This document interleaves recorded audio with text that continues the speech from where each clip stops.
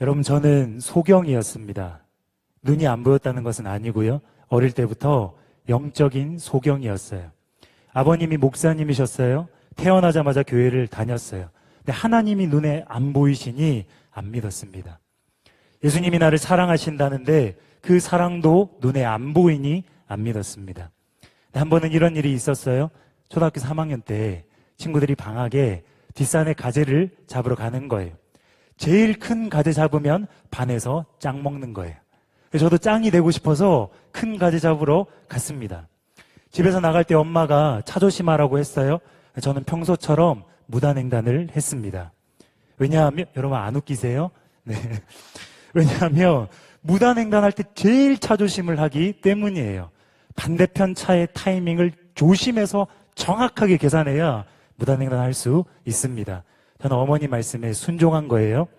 그런데 그날은 좀 이상했어요. 차가 슝 하고 건너편에서 이렇게 오는데요. 건너면 안 되는데 이미 한 발을 내디딘 거예요. 순간 난 이제 죽었구나 싶었습니다. 그 짧은 순간 10살 꼬마의 평생이 주마등처럼 스쳐 지나가는 거예요. 순간 드는 생각이 아직 결혼도 못했는데 원통하다. 10살인데 그 생각을 했어요. 몇 초에 몸이 붕 떴습니다. 그런 걸 느꼈어요. 생각만큼은 아프지 않은 거예요. 아, 이렇게 천국 가나 보다. 주님, 그런데 아직 결혼을 못했단 말이에요. 잠시 뒤에 눈을 떴어요. 여전히 도로 위인 거예요. 놀랍게도 제 몸이 10m를 이동해 있었습니다. 차는 지나갔어요. 성경의 빌립처럼 순간이동을 한 것입니다. 너무 놀라서 엄마에게 달려갔어요. 엄마가 평소에 그렇게 말씀하시던 하나님께서 오늘 나를 살려주셨어. 놀라실 줄 알았는데 엄마께서 너무나 담담하게 그래. 아니 그게 아니라 그게 아니라 오늘 진짜 죽을 뻔했는데 차 조심하라 그래서 무단횡단을 했는데 기적이 일어났다고. 여러분, 제가 생생하게 어머니 말투를 빌려서 뭐라고 대답하셨는지 말씀드리겠습니다. 성진아, 내가 니까지 애를 6명 낳은 게 기적이다. 좀 긴장을 풀려고 좀 재밌게 말씀드리는 거예요. 할 말이 없어진 저는 조용히 제 방으로 들어갔습니다. 어머니는 큰 믿음의 사람이셨어요. 근데 그때 이후로 저는 죽음에 대해서, 천국과 지옥에 대해서 깊이 생각하게 됐어요.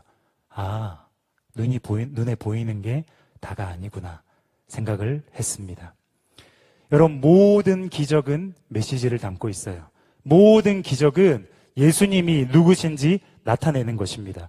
앞에 제 간증에서도요, 예수님이 어떤 분이시라는 거예요? 사랑하는 자녀들을 지키시는 분, 사랑하는 자녀를 보호하시는 분, 그 주님이시라는 것을 기적을 통해서 드러내는 거예요. 오늘 본문에도 메시지가 있습니다. 예수님 누구신지 본문이 말하고 있어요. 오늘 본문을 한번 읽어보겠습니다. 요한복음 9장 39절에서 41절입니다. 함께 읽겠습니다. 시작.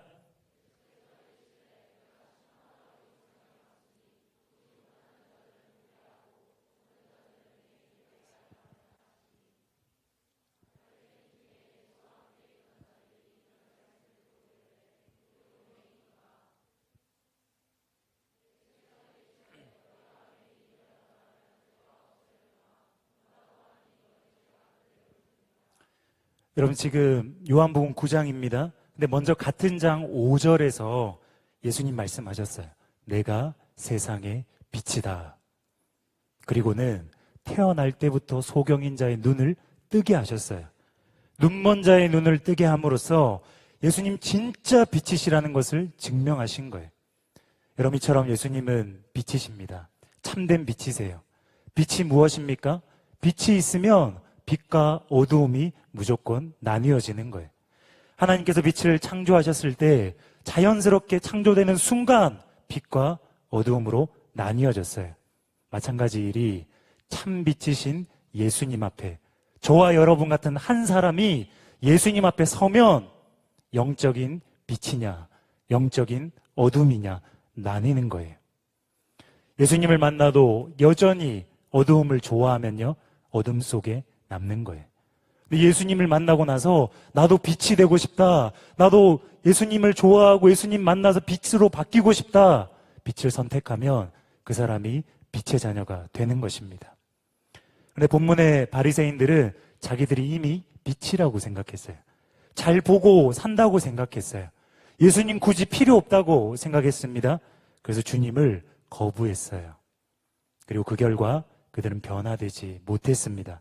반면에 날 때부터 소경인 자는요, 자기가 소경인 걸 너무 잘 알았어요. 안 보이니까요. 눈이 안 보이니까 너무 당연하잖아요.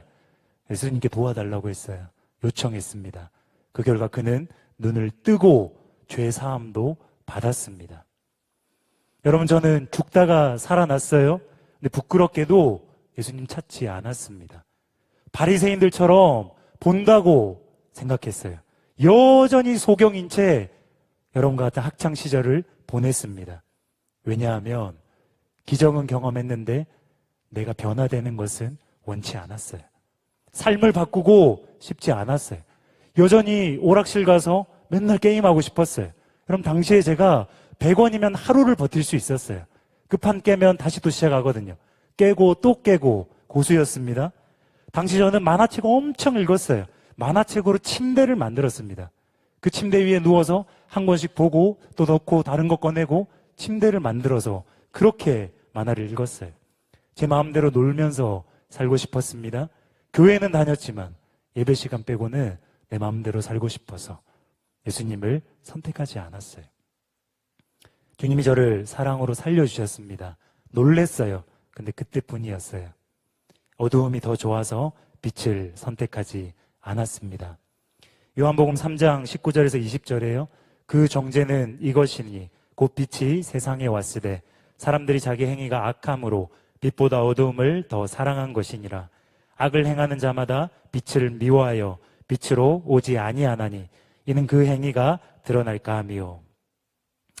여러분, 그런데 예수님은 정말 좋은 분이십니다. 다시 기회를 주십니다. 지금도 저와 여러분이 빛이 될 수 있도록 다시 사랑하시고 찾아오시고 다시 기회를 주십니다. 요한복음 12장 36절에요.